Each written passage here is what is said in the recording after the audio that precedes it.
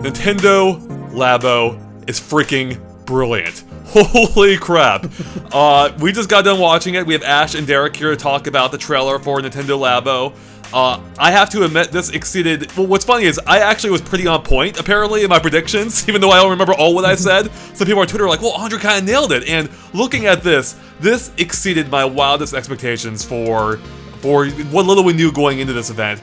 I think this is freaking brilliant. Ash, Derek, what do you think about this? I mean, I can't really agree more, because it's basically, especially with that one kit, you have 5 different toys all in one with various uses for each of them. And we know kids like to build things. I made the Lego comparison during the predictions, and this isn't quite the same as that, but it's still sort of along those lines. Kids like to build things, and if you let them build this stuff and see them sort of figure out the moving pieces and how things work, they will latch onto that, and I think it's brilliant. I really do.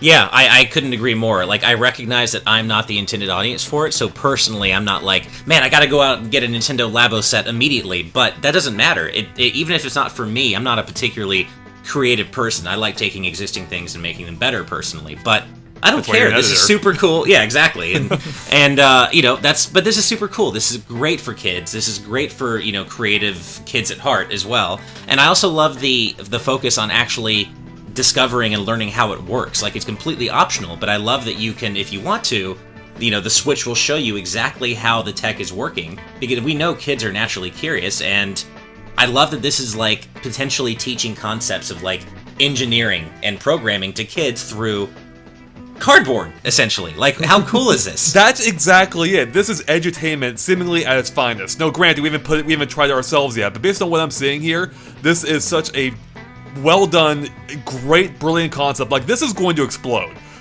I think this is going to be huge. I think this is basically the Switch's Wii Sport moment. Maybe not in terms of reaching the grandest of audiences, but it is going to be reported by everyone, I think. This is going to blow up. This is giving the Switch a whole new meaning for existing, really.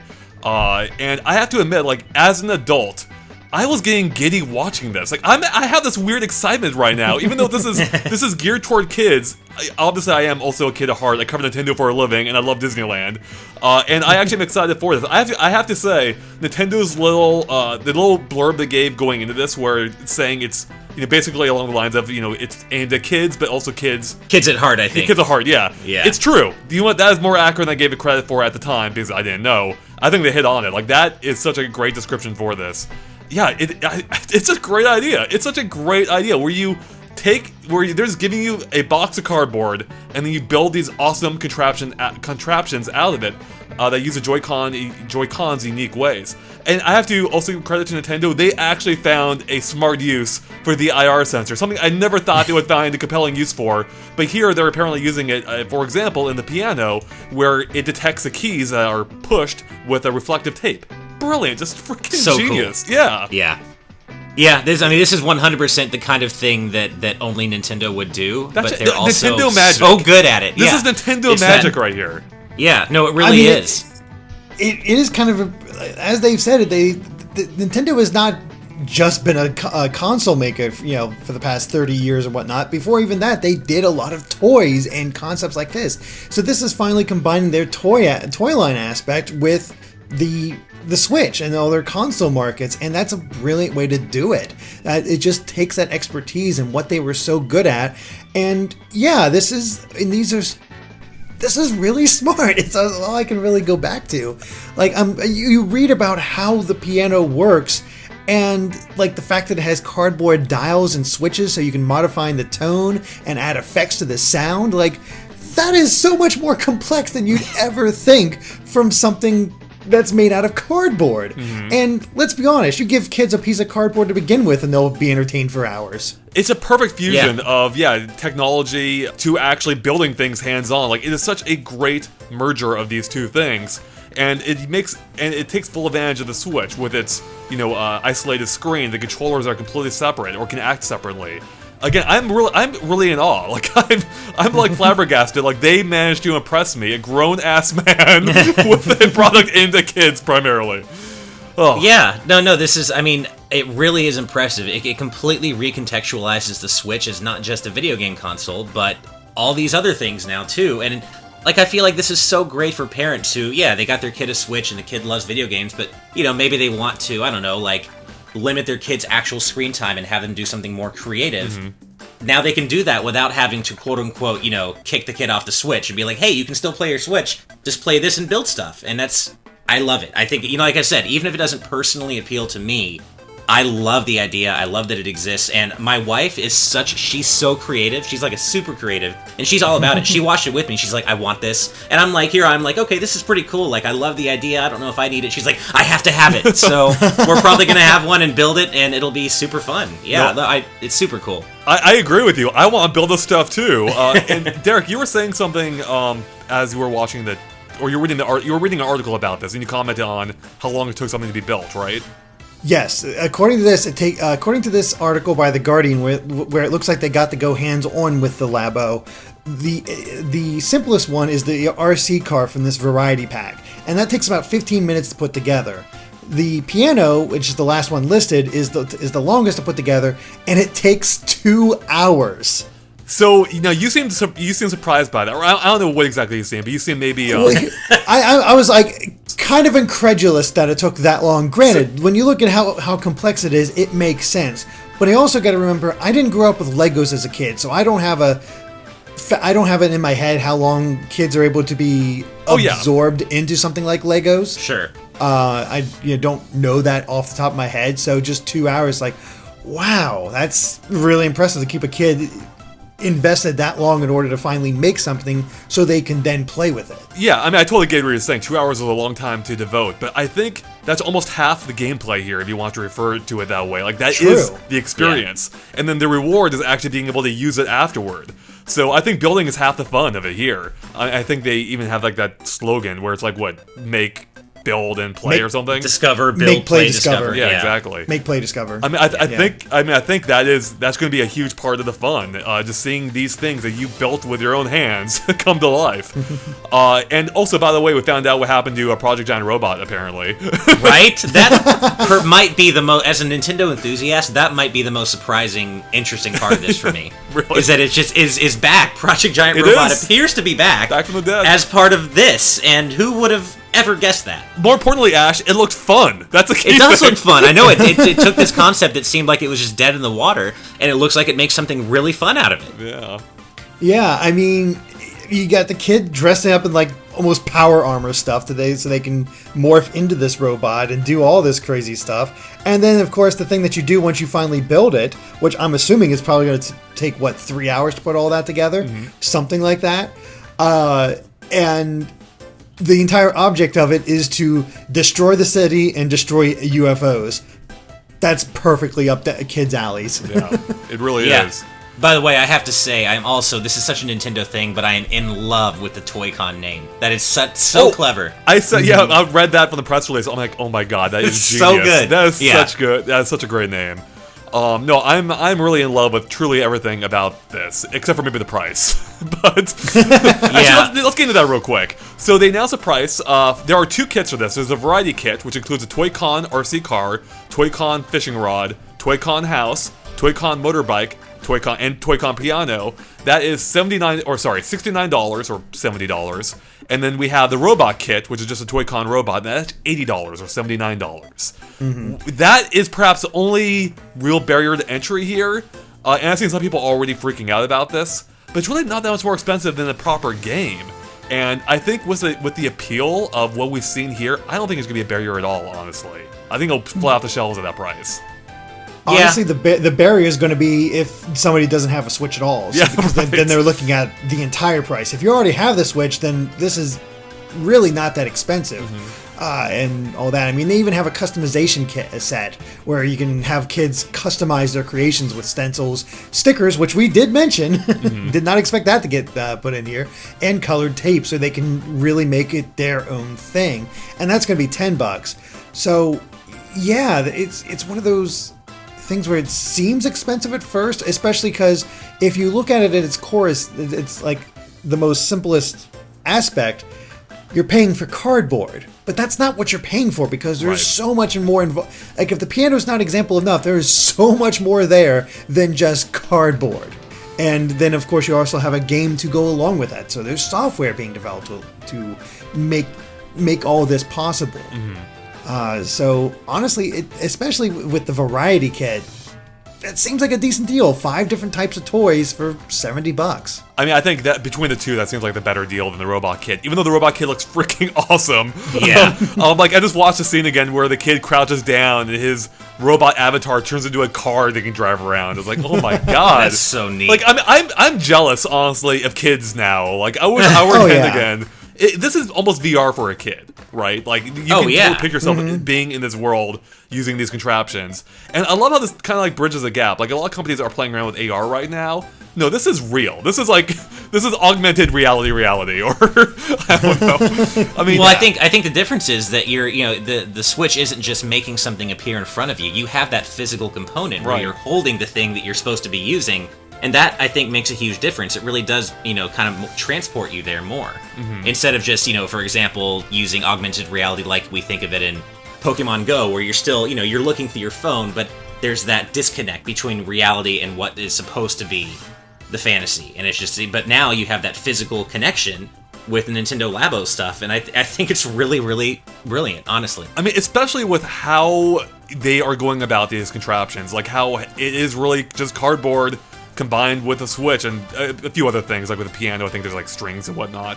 But like, I was reading about how the Toy-Con RC car works, and that thing drives using simply the vibration function of the HD Rumble and the Joy-Con. Like, that is such a cool idea. Or with a fishing rod, you know when to pull back on it when you feel the vibration of, again, of the HD Rumble coming through the controller.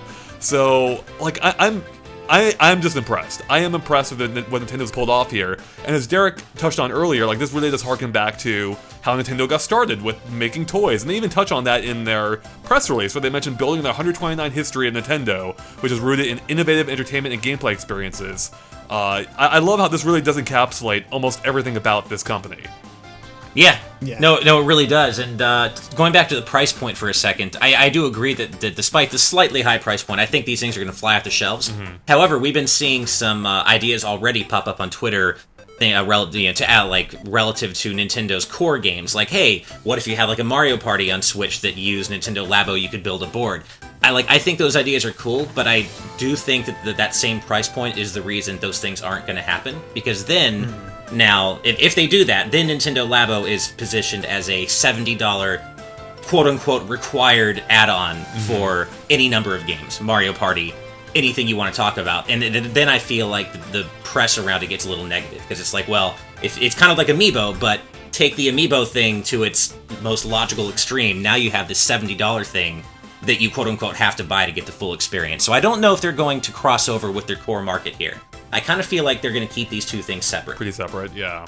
Honestly, I think you're right, because that would cause more of a backlash. If you position this as for kids, then theoretically, the core gamers should not have anything to complain about. This does not mess with them. This does not take away attention from them. This just adds more revenue where they can create more stuff like this. And it's just, for the core games and for the more Labo kits and whatnot. Because if this is successful, and it's likely going to be, we can see just as many variety kits for this as for, well, all the Skylanders. Like, see, when I saw those kits, I'm like, oh my gosh, I'm getting Skylanders flashbacks where here's the core set and there you go. But it actually makes more sense because, well, you get one. You don't need multiple. You just need whatever sets you want. If you don't care about the variety set, you just want to build a giant robot, you can just get the giant robot. Or vice versa. I'm watching the giant robot scene again also, and I love how when they peel off the back of his backpack, like, you can see the kind of how it works with the little levers going up and down. Like, it's just such a clever idea. This entire thing is so clever. It really is. And what's really impressive about this, because one of the things, because I have a nephew, he's turning 4, I want to say soon, either 3 or 4. I've lost track off the top of my head, but I'm like, oof, he'd like this, but it'd also be really rough with it. It might tear and rip it because it is just cardboard. It's high quality cardboard, but it would still probably get ripped and whatnot. But Nintendo has said, at least according to this Guardian interview, that they would replace anything for free, anything that gets ripped up or torn. Wait, for free? Or you can just fix. Wait, for I think free? they said that. I'm pretty sure. That seems yeah, I mean, if it's for incredible. free, that would be incredible. Like, that would be the ultimate insurance policy. Actually, Derek, if you have a second, can you just double check that? But in the Guardian article, if you have it up in front of you.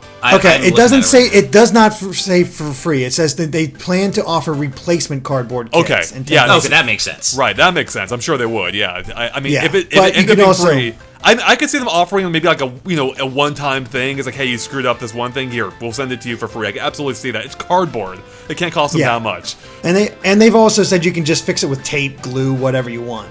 So I guess the only thing I do wonder about, though, is just like the replay value of this. Because once you build it and then you play with it, what more is there to do with it? I guess you could disassemble it and rebuild it, but you're building the same thing again, right? So I'm just not sure how much longevity there is here for every component of these kits. Like with a robot kit, for instance. Like, once you build that, there's nothing else to do with that kit. That seems to be it. Right, other than play the game, and we don't really know how much gameplay depth or how much lasting point, power yeah. these games will have. That's also true, but it's also like, okay, let's look at what other toys do for kids, you know? They do get repetitious. They what are you going to do with your action figures? You just come up with different scenarios and whatnot. So maybe that kind of idea. I can see that being an issue, but I also see, again, with the demographic, maybe not as big of an issue as if you were going for core gamers about how do you keep us entertained. It's like, no, okay, just have enough variety that kids want to keep coming back, and they might see repetitions of it but by that point they're kind of hooked. And if they get bored with it, well, congratulations, Variety Pack 3 is out, or Yeah. 4, that kind of thing.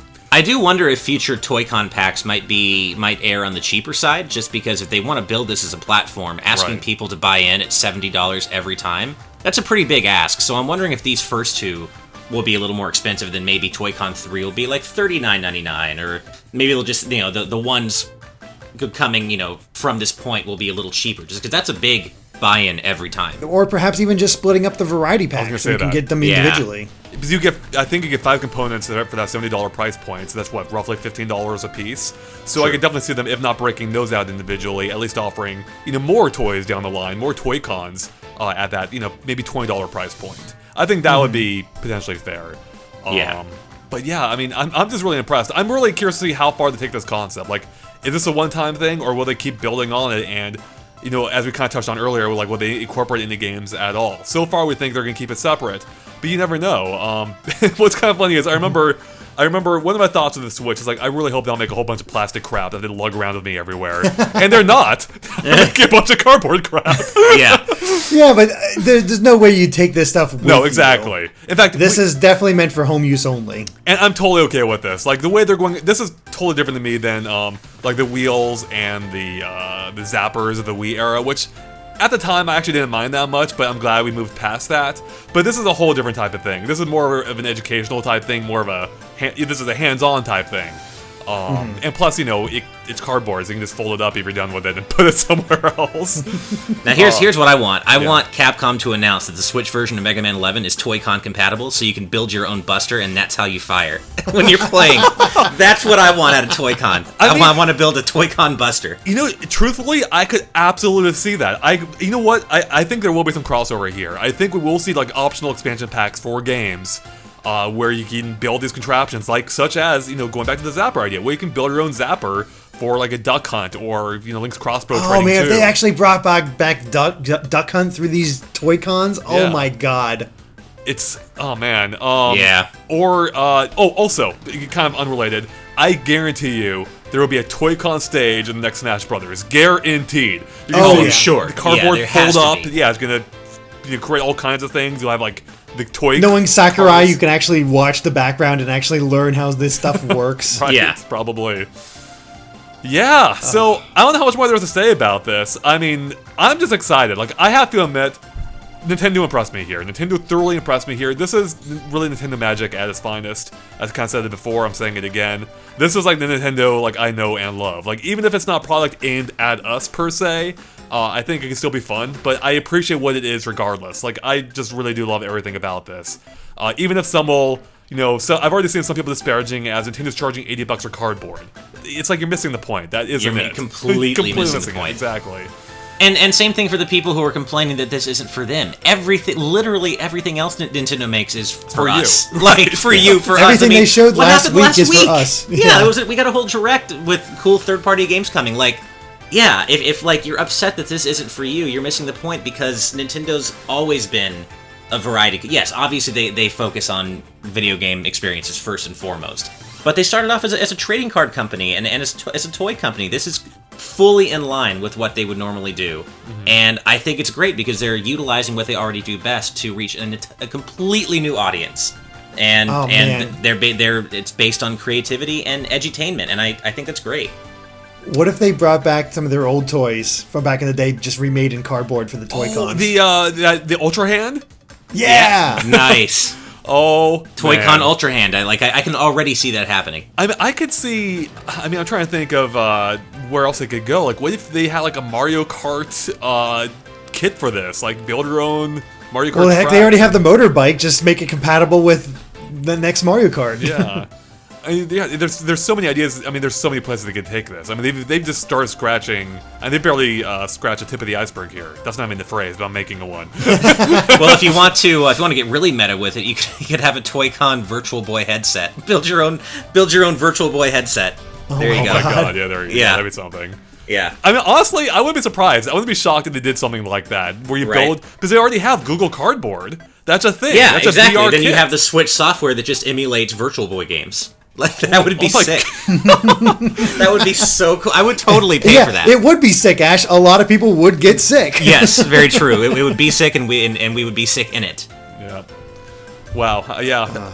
Oh man, this really just makes me happy. Seeing this does make me happy. Like, it's a great idea, combining education, building things, learning how to put things together with Nintendo's, penchant for making amazing, compelling software. So that really is the biggest question at this point: is what's the software going to look like? How compelling is it going to be? Is that robot kit going to justify itself with actual gameplay? We don't fully know yet, but yeah. I'm curious to find out. And even if not, even if the software end falls a little bit short, the mere act of building things, as I touched on earlier, like, that is really that is kind of heart and soul of this whole thing. Seeing your creations come to life. Absolutely. Yeah. And honestly, I mean, one of my first thoughts is like, wow, they're releasing this huge toy-like thing after the holidays, like, a quarter of the way into the new year. And then I was like, wait, that's exactly what they did with the Switch itself.